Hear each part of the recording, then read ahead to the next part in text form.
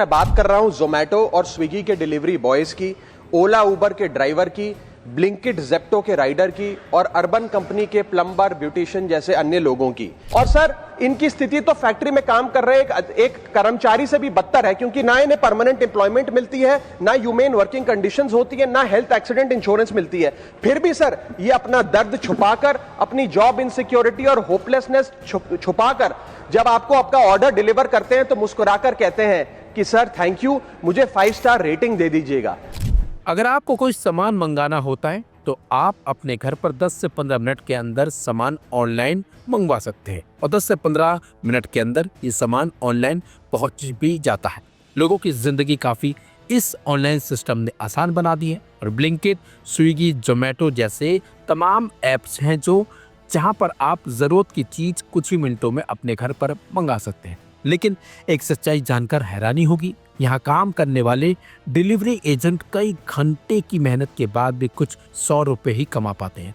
Delivery app sector में शोषण वाली लेबर प्रैक्टिस को उजागर करते हुए आम आदमी पार्टी के राज्यसभा सांसद राघव चड्ढा ने सोशल मीडिया पर एक पोस्ट शेयर किया है। इसमें दिखा गया है कि एक ब्लिंकिट डिलीवरी एजेंट 15 घंटे की ड्यूटी के लिए सिर्फ 763 रुपए कमा रहा है।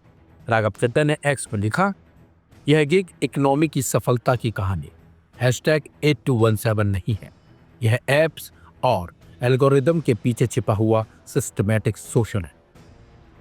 राघव चड्ढा ने बताया कि उन्होंने इस मुद्दे को संसद में भी उठाया है।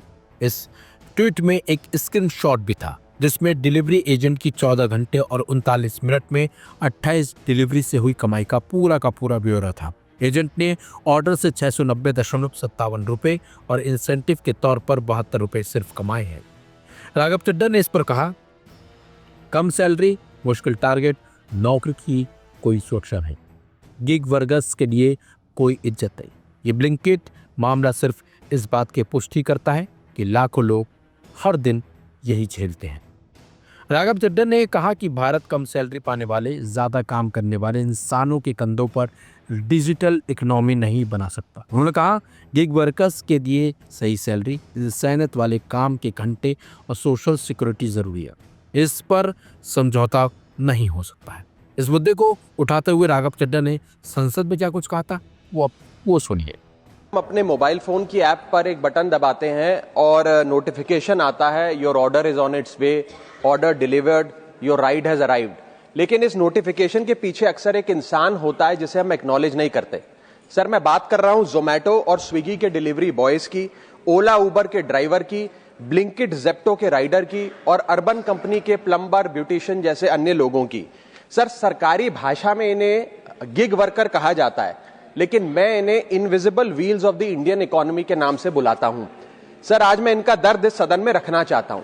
क्विक कॉमर्स और इंस्टा कॉमर्स ने हम सबकी जिंदगी बदल दी है, लेकिन इस सुपर फास्ट डिलीवरी के पीछे एक साइलेंट वर्कफोर्स है जो हर मौसम में काम करती है, अपनी जिंदगी दांव पे लगाकर आपका ऑर्डर आपके घर तक पहुंचाती है।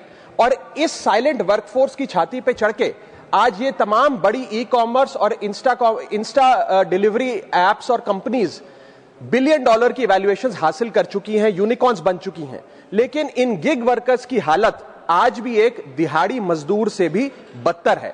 सर, इनकी कुछ चीजें, कुछ दर्द मैं आपके समक्ष रखना चाहूंगा और चाहूंगा सरकार तक पहुंचे। पहला है स्पीड और डिलीवरी टाइम का जुल्म। आजकल सर, एक 10 मिनट की डिलीवरी का खतरनाक ट्रेंड चल रहा है।